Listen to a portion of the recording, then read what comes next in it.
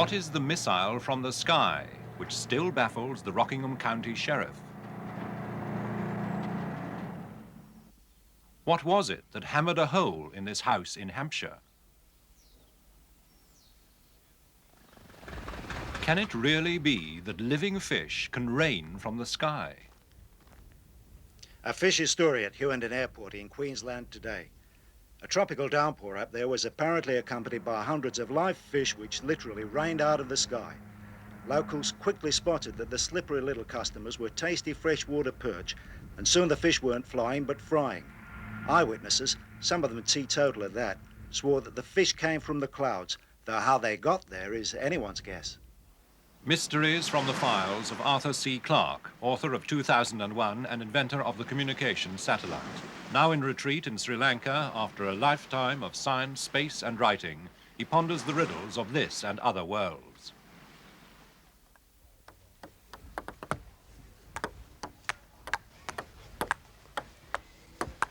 I'm almost embarrassed to tell you this because many of you simply won't believe me, but a most extraordinary thing happened right here in my local swimming club in Colombo, where every day I play table tennis with my partner here, Sarath. And quite recently, he told me an extraordinary thing.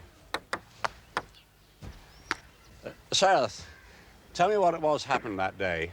That day I saw some 4 or 5. 4 or 5 fish? Fish under this Christmas tree here. Under this tree? Yeah. And were they lying on the ground? Yeah. What did you feel when you saw them? What did you think? I thought that come from that rainbow. I see. You thought the fish might have fallen from the rainbow. Well, it's curious. I have known about this kind of thing for 40 years, but I never dreamt that it would have happened right on my doorstep. I mean, what an extraordinary thing, fish falling from the sky.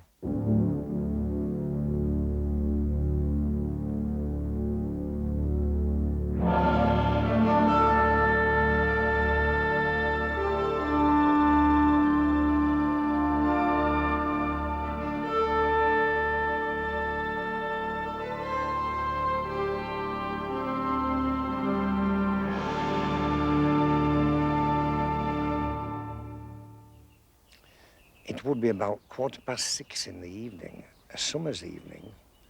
During World War II, Yorkshireman Joe Alpin was stationed with the Artists' Rifles at Alton Towers in Staffordshire. That particular evening, he was driving in the deer park in an army truck. The sky suddenly darkened, very, very dark indeed, like a thunderstorm. And then the frogs came, millions of them, raining out of the sky. Millions upon millions of frogs, about a half-inch long. They fell all over us, all over the grass, all over the cars, down the neck of our tunics, on our feet, hands everywhere. And they were very minute things, you know, no bigger than a dice or a small cube of sugar, little tiny things. And it wasn't possible to walk on them at all. We couldn't do anything. When the vehicles came to a standstill, we seemed to be, well, we all had one idea. We just switched the ignition off and waited for them to stop coming down. And it rained frogs for at least an hour and a quarter. Mrs. Sylvia Moday also experienced an aerial avalanche. On June the 12th, 1954, she took her children to Platt's Meadow in Sutton Coldfield. The local paper reported the naval display they had gone to see, but missed some real news. It was a horrible day. Typical summer's day, actually, in Britain. It was raining all the time, but this was a very heavy shower. We'd actually been and bought my little daughter a little red umbrella, and we heard something thudding against the umbrella. And when we looked, to our amazement, it was a shower of frogs. And they still were coming from the skies. There were hundreds of them. Our umbrella was covered, all our shoulders were covered. And as we looked up, we could see them coming down like snowflakes.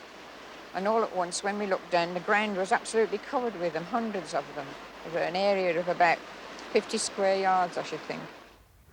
My interest in mysteries was first triggered when I read stories of frogs falling from the sky. These had been collected in the early part of this century by a remarkable American named Charles Fort, who spent much of his life in dusty libraries digging up old newspaper clippings. He wrote these up in a series of remarkable and often witty books with intriguing titles like Lo and the Book of the Damned. Besides frogs, Charles Fort recorded falls of fish, grain, cinders, ants, worms, and most remarkable of all, a turtle encased in ice, and even an alligator, which fell on American towns in the 1890s. Amazingly, such falls are not uncommon. Charles Fort mentions one which occurred right here in Cinnamon Gardens, again not more than half a mile from my house in Colombo. It's reported by Sir James Emerson Tennant, who wrote an important natural history of Ceylon. He was riding through here when he saw a heavy rainstorm. When he reached the spot, he discovered that the ground was covered with little fish wriggling around. Now, this is at least a mile from the sea, and there are no lakes or ponds or rivers around.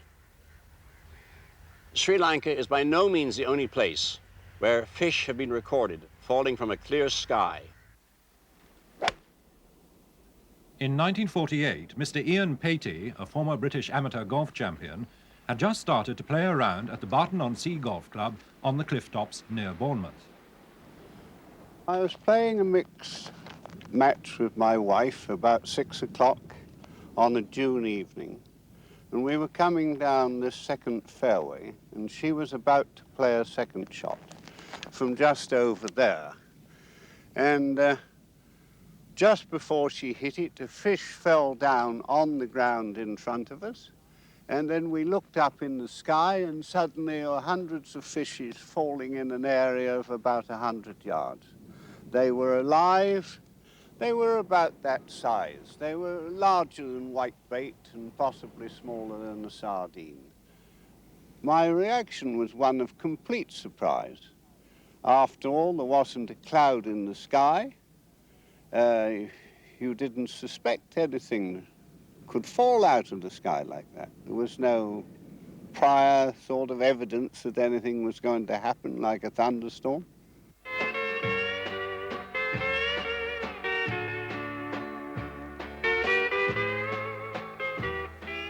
It was a humid October morning in 1947 when it rained fish in Marksville.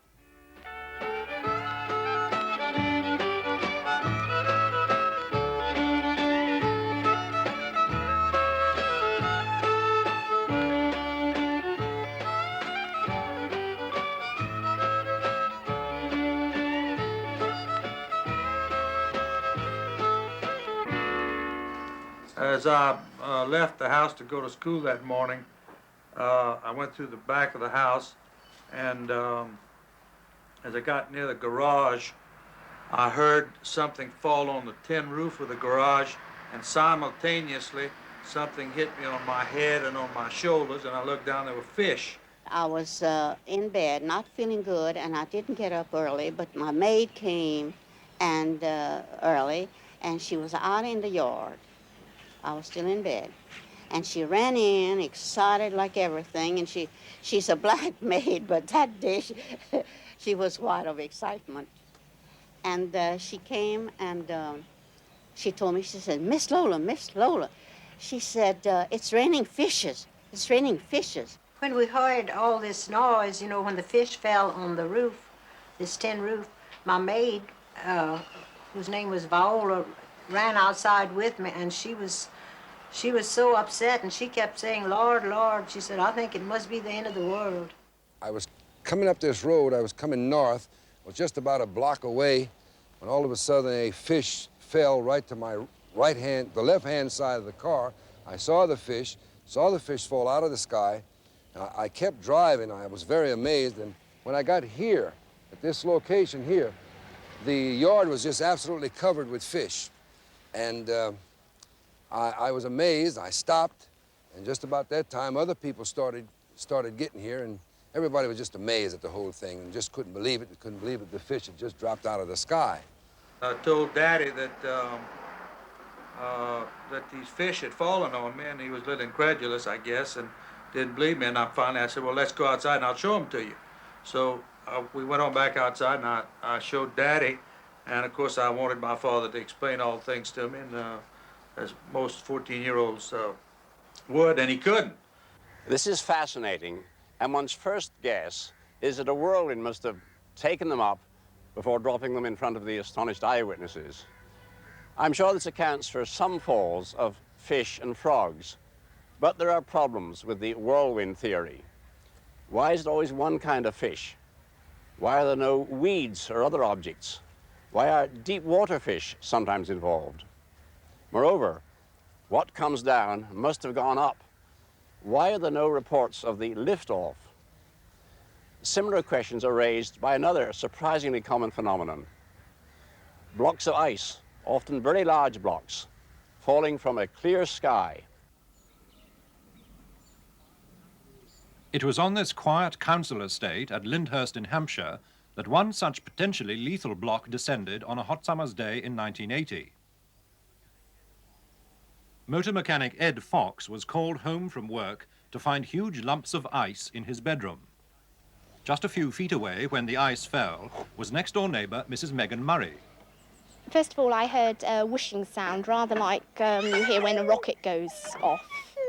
And then almost on top of that, there was a loud explosion, as if something had blown up. It's one of these unexplained happenings, I should think. I really don't know where it came from. As I was saying, a hot summer's day, more or less, you wouldn't expect to suddenly find large lumps of ice coming out of the sky.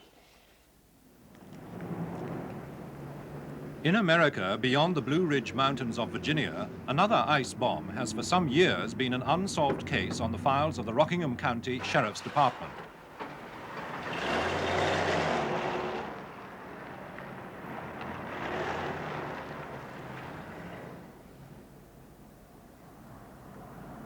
The scene of the incident is the home of Wilbert W. Cullers and his family at Timberville in the Shenandoah Valley. Me and my son and his wife, it is now, his girlfriend at that time, were sitting here watching television, the $6 million man to be exact. And the $6 million man had just got up on the roof of a big building and reached over and grabbed a vent or a smokestack or something and give it a yank. And just as he yanked, it sounded like the ceiling all fell in on my house. We looked up the ceiling and we saw insulation and ice falling down on the floor, which flew all over us. Well, if it would have been maybe 4 to 5 feet more this direction, I think it probably killed us all. We learned later that there were several pieces of ice found. One piece fell out in the road out in front of the house, and another piece landed back over the hill in a man's field. But we had no idea where it came from, but it was sure in a hurry to get here. The only surviving fragment of the ice is now in the custody of Sergeant Butch Hottinger. He's making one final attempt to crack the case. At this time, I'm taking that ice to a research laboratory to try and find out probably for this last time, where this ice might have came from.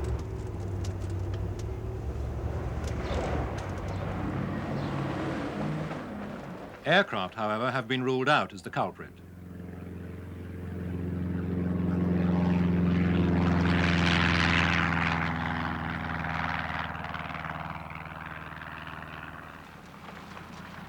"2,000 miles and 3 planes later, Sergeant Hottinger's destination is the National Center for Atmospheric Research, perched high in the Rocky Mountains, and the Sub-Zero Laboratory of Dr. Charles Knight.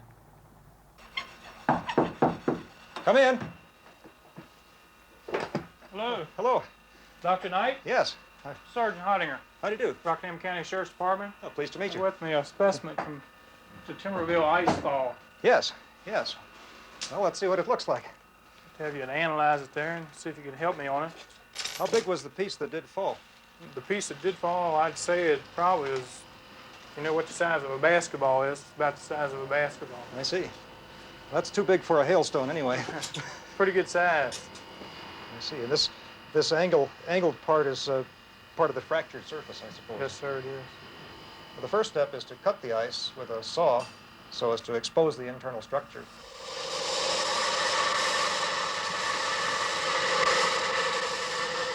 What we do then is to take a slightly warmed piece of glass so as to melt a thin layer of the ice, and then put it down on the cold aluminum plate here until that layer of water freezes.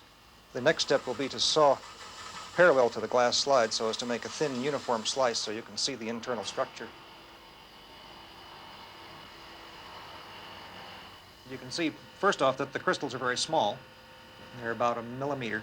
Average, I'd say about 1 millimeter in diameter. And then that there's a trace of some layering in there. There's one rather distinct layer of larger crystals. By way of comparison, we could look at a section of a very large hailstone. This was a hailstone about this size. A big one. And it's composed of alternating layers of smaller and larger crystals. Good bit of difference between them, isn't there? There certainly is. I think we can conclude definitely that it was not a hailstone. In the case of a hailstone, we know the basic growth mechanism. This is a rather large hailstone that fell last summer, summer of 1979, in Fort Collins, a few miles to the north. Stones of this size fall at about 100 miles an hour, and a basketball-sized piece of ice like the Timberville fall probably fell at something like 125 or 150 miles an hour. So what basically would be your final opinion of the Timberville icefall? Basically, from the evidence of the ice itself, the conclusion has to be that we just don't know. Some mysterious pieces of ice have been analyzed, and people find tea leaves in them and things like that, and that can prove that it does come out of an airplane. In this case, you're left without any positive evidence of any specific origin. Now, there may be something of real scientific importance behind this. Of course, we know that ice can fall from aircraft. It can form on the wings. It can come, regrettably, from faulty toilets. So what's important are the reports of ice falls long before the era of aircraft. For example, in 1847, a block of ice 20 feet in circumference fell on Scotland. It landed on Mr. Moffat's farm in Ayrshire. The Scotsman newspaper said, "It is a most fortunate circumstance that it did not fall on Mr. Moffat's house, or it would have crushed it." Near misses are still happening today. Even scientists aren't safe, as physicist Dr. Richard Griffiths discovered in Burton Road in Manchester in the spring of 1973. Just in the road here, by that manhole cover, an object appeared with a great crash. I went over and picked up this object and realized that it was ice. I thought to myself that since it was so much bigger than any meteorological lump of ice that I knew of, it was of scientific interest. But deeper than that, I realized that if it had hit me on the head, I would have been killed. Next day, Dr. Griffiths hurried with the ice to his laboratory at Manchester University. There he sliced and scrutinized it. He noticed strange lines of bubbles. The bubble lines were very, very regular indeed, and not meandering around all over the place, such as you observe in hailstones. Next, he examined it under polarized light, where each crystal shows up as a different color. It was nearly all composed of big crystals, 2 to 3 inches long, with no layer structure in the way that one has with a natural hailstone. So, whatever mechanism this ice lump grew by, at that stage I knew that it wasn't a natural hailstone. Aircraft, too, were ruled out. There were none overhead at the time, and no icing was reported that day. When Dr. Griffiths analyzed the water which made up the ice, the mystery simply deepened. Although not a hailstone, it seemed to be made of something very like cloud water. I'm puzzled. I was looking at this problem and trying to see, was there an obvious explanation? 2 first tries are aircraft or hailstone, and we seem to have eliminated both of those. I really don't know. I think it very significant that some of these ice falls are accompanied by loud explosions, just like the re-entry bangs of our own returning spacecraft. Now, we know that iron meteorites fall on Earth, although it took science a long time to accept this. We also believe there's a great deal of ice out in the solar system, in the rings of Saturn, in the cores of comets. So perhaps some of these falls are due to literally cosmic ice. Yet there are other falls reported by apparently impeccable eyewitnesses, which I'm completely unable to give any rational explanation. Your guess is as good as mine. On Sunday, March the 13th, 1977, Mr. Alfred Wilson Osborne, chess correspondent for the Bristol Evening Post, left the Westbury Park Methodist Church to walk home with his wife. And all the corrections as well. Oh, lovely, thank you. Their journey took them past a car showroom. When we reached this point, there was a click, and I thought that I'd lost a button in my coat. Looking around, we found they were in the middle of a shower of hazelnuts coming from the sky. And they were dropping on the cars, falling in the gutter, and I should think there would be as many as we saw, about 350 of them. We had no idea at all where all these hazelnuts were coming from. We picked up quite a few of them and took them home as souvenirs. We cracked some of them open. They were quite fresh and sweet and nice. The sky was blue and there was one small cloud there, but there was no aeroplanes or anything like that about for them to come down from there. So we went home, still puzzling over this. And when we reached home, we were having a friend of ours to lunch, and he came along and said, the most extraordinary things happened to me. And I said, don't tell me, you've been covered with a shower of hazelnuts. He said, yes, how did you find out? And apparently he had the same experience in the same spot, 2 or 3 minutes afterwards. How they came and where they came from, I have no idea, but why I thought that it might be a vortex that sucked them up, but I don't know where you suck up hazelnuts in March.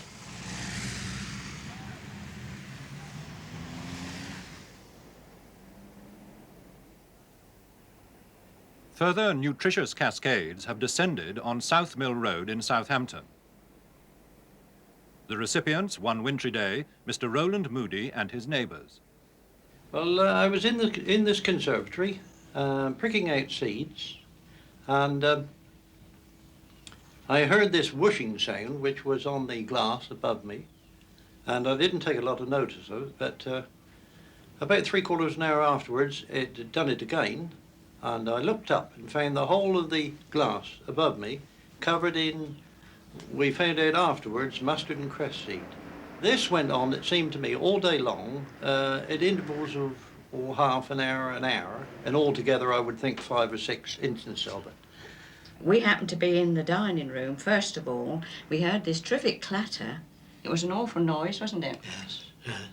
We rushed out and went down into the garden, and presently a load of broad bean seed came over, and we both ducked.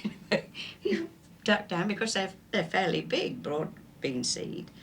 And then you got a little bit annoyed about it, didn't you? So I turned round to the wife and I said, well, this is bloody silly. I couldn't help it. The following day, down come a shower of peas and maize, haricot beans.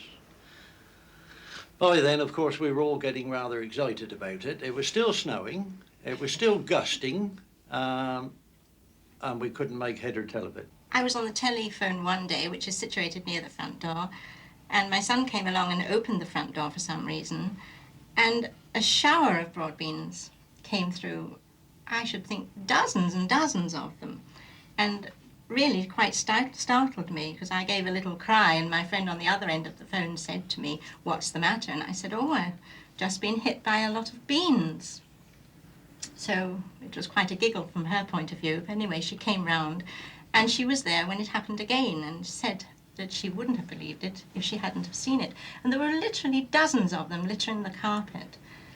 And this sort of went on, well, all day long, right up until 8 o'clock in the evening. And several visitors came to my door and were hit on the back of the head. I was hit on the head, and they really hurt. They stung. They came with such force.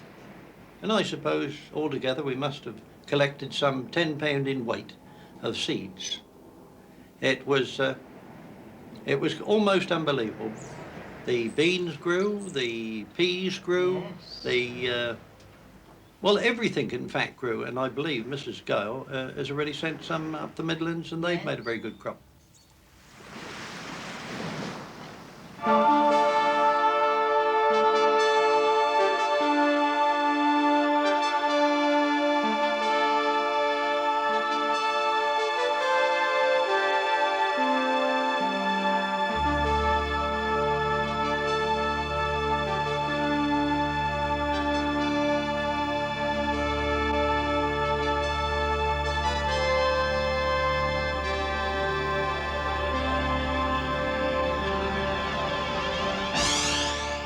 Next week, UFOs.